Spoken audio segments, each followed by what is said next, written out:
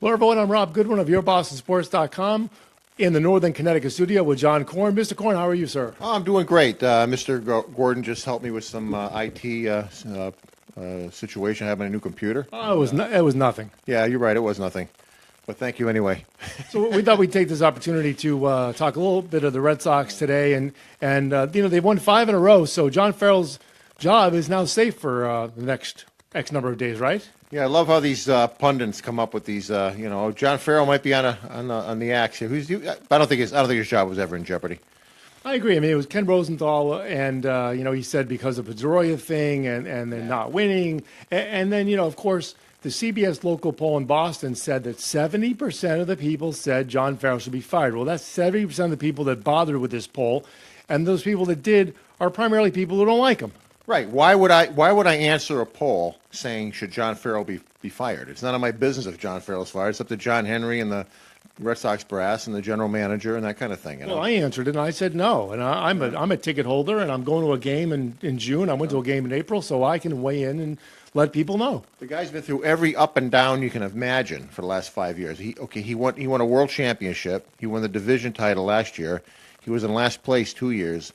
He battled cancer a couple years. I mean, the guy's been through everything with them, and all of a sudden they're going to fire him because after 40 games they're only 500. Well, and I go back. I agree. And I go back to Dave Dombrowski saying the day after the season ended that, of course, John Farrell's going to be back. There's no question about it. So, that was a ringing endorsement. And I can't believe that less than 2 months into the season that opinion or that position by Dave Dombrowski suddenly changes. I can't believe that. I can't believe that's the case. I think Red Sox fans and the Red Sox media, they panic. They just panic. I ran into a friend of mine. He's a Sox fan. He was telling me how terrible they are because they lost 3 out of 4 to Oakland. I go, you need to watch other teams because lots of teams win. Lots of teams lose 3 out of 4 to lousy teams. That's why you play 162 times. I think a guy like Dombrowski understands stuff like that. Absolutely. And and also I want to say that I know several Yankee fans and. Yankees in first place, and they don't think they're going to stay there. The Yankee fans are concerned about their pitching, and they go, "Yeah, that's not going to happen with them staying in first place." And they, like one coworker of mine, hi Mike, said that they'll win 5 games over 500. And I said, well, that could be enough for a wild card, but he doesn't think they're going to contend for the division with the pitching they have or with the pitching they don't have. Don't want to beat this Farrell thing to death, but do you think that fiasco with Manny Machado and then Barnes throwing at his head, and the situation was mismanaged. It was mismanaged by the Red Sox, Pedroia and all that kind of stuff. It was just a blunder, and they tried to make a bigger story out of it than it really was. Right. Yeah, I mean, the thing I didn't like about it was how Pedroia said to Machado across the field that it wasn't me. I think he should have. I know that. Yeah. To me, it sounded like he wasn't supporting his teammates, and I think not saying anything would have been better than saying something in that case. But it's over. It's over. Yeah. So two nights ago, the Sox pitching staff struck out 20, tying a record. Pomeranz had 11, and this bullpen. Kimbrel had 4 in 1 inning. Oh, absolutely! Did you see that? Yeah, that was a mistake made by the umpires reviewing a play. Well, I think what happened. The umpire thought that it was a wild pitch, and he ran it first. He got the first base on a strikeout and wild pitch, right? But they wouldn't review it because it wasn't reviewable. Do I get the story straight? I think they did review it, but I think they reviewed it. There was something about they reviewed it to see. If it was a strikeout or not, I don't know. They missed it. They blew it. So anyway, Kimbrel got to strike out 4 guys in 1 inning instead of 3. Yeah, exactly. and what's interesting is last night, the fans in Boston are looking for him to pitch another immaculate inning. Like he pitched the ball and everybody went, "Oh no." Yeah, he got 3 ground outs and it was terrible. Not terrible, but he hit the ball. He must be injured again. Look, everybody. This guy's lights out. Oh my God! And everybody knows now what an immaculate inning is. I didn't, and I saw one in 2002 with Pedro in May of 2002. Right. He struck out 9 pitches, and we're back. I guess we had technical difficulties. So, I didn't know what immaculate inning was, and I saw one in 2002 with Pedro, first inning of a game in May, 9 pitches, 3 strikeouts, and now I think everybody knows what an immaculate inning is, and they're hoping that Kimbrel can throw another one, even though 84, 85 have been thrown. in the history of baseball. Well, you know how people are. They're going to expect 84 or 85 from Kimbrel now. I think That's how we, he sets a high bar. Once a player sets a bar like that for himself, they expect it out of him all the time. But Well, I think it's more of a case of them rooting for him, and understanding that the run he's on is so historic. he's unbelievable. They're giving his stats, and they're. It's almost like you can't make it up. And you know that Eduardo Rodriguez, when asked about the bullpen in Kimbrel, he invoked the name Mariano Rivera last night. Oh, absolutely. Right now, I don't know if I got my numbers right, but it's something like 51 batters out of 50-something he got out. Right. That's not even, that's off the charts. That's not even, you can't make that up. Absolutely not. Absolutely not. And you can't expect 65% of them are strikeouts, something like that. Right. I don't have the right. And, there's a couple of appearances where he's had long outings earlier in the season, but beyond that, he's like, 9, 12 pitches, he's done, hit the showers, ready for tomorrow night. Yep. Which, Incredible. unbelievable. So, so today they played 4:00 against Seattle, which is described as a mess. Although, they lost 3 out of 4 of the A's, and they're in last place, so they're, well, I'm not going to say they're a mess, but they're not much better.